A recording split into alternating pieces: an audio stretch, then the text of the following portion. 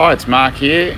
We're heading off on a tour with our goal being to hit the Larapinta Trail out to the western side of Alice Springs. Our first stop on this trip was near Mildura, which is Kulkyne National Park. It's a beautiful spot on the Murray. We pulled in there for the night, just trying to do the miles on the first couple of days anyway. From the Murray, we started heading north again and headed up towards Maree. And back basically into the back of Lake Eyre National Park. Our first night's camp was up here. So 3 families on this trip. We got a 2004 Land Rover Discovery, a 2014 Land Rover Discovery and an Amarok, all of us in roof tents. We saw plenty of roof tents on our travels, including some of our customers in Bundu tops. And yeah, it was great. We've basically headed into the Udna Data track and then into the Padant Desert from there for a bit of a look around. And yeah, the terrain just kept getting more and more spectacular. The open spaces.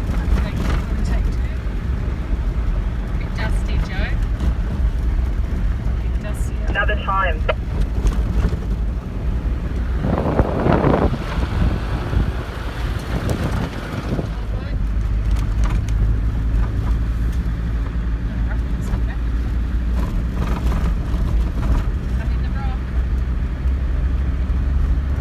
Quite amazing to see the scenery unfold in your eyes in just 3 days out of Melbourne Metro, to be surrounded in a landscape like this. We're starting heading to the Inaminka side of the Lake Eyre National Park. Despite the harsh countryside, we're travelling with a hot bath, with plenty of food and wine, and you're really living it up in these areas and just passing through and trying to tread lightly.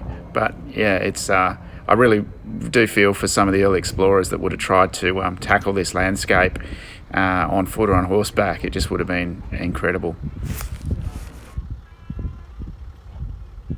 Squeaking. Another fly flew in my eye. Oh, did it? For this trip, all families opted to take trailers. We're rolling with our own built trailer, which has a Bundu top King on it. On the vehicle on my car, it's a Easy-On Stealth. The Disco 4 over there has a Camp King on the front and a Bundu top King on the rear.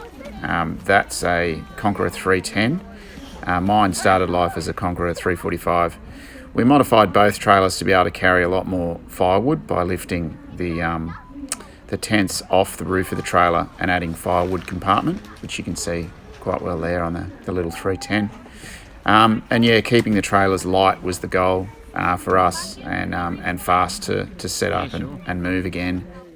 That's the top end camp gear kitchen there, and rolling around onto the driver's side of the trailer, I've allocated that as power and lights and charging, so the whole back half is lights and power, running lithium ion tool batteries there. And yeah, the front box is where we carry extra fuel and so on.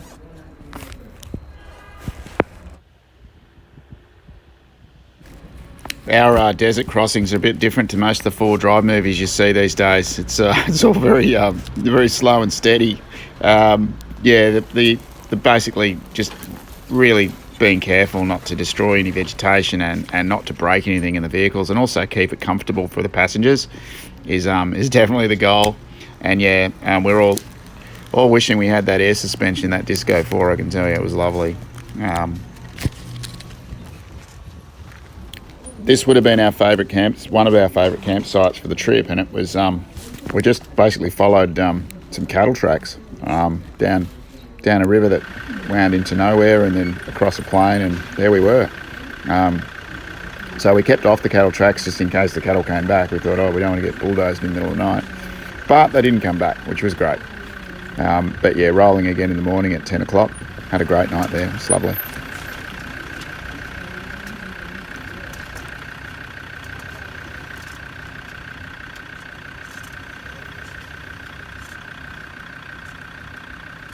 you rather do it with more nuts tomorrow, or would you rather just get it over now? Come on.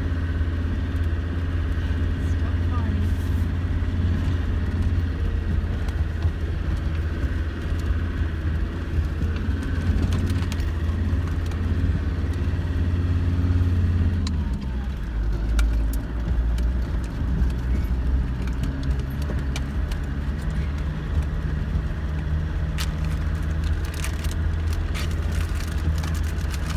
was about now that I started to notice that my voltage was dropping, and my alternator had failed.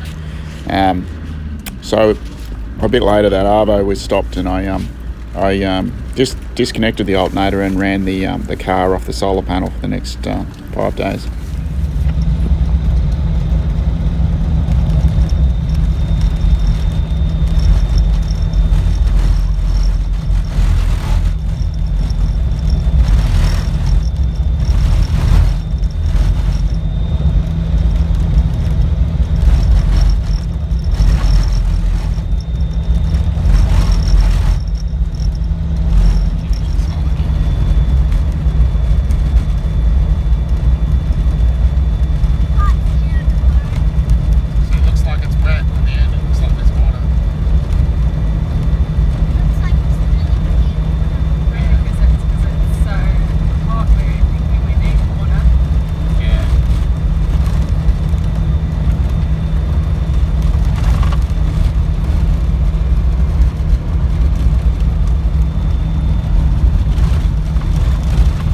So yeah, back on the Oodnadatta track now and headed towards Oodnadatta itself. I hope you like the video. This is the first of 4 parts to this trip. This is the first 5 days of an extended 3-week trip. So yeah, I'll pop the next one out soon.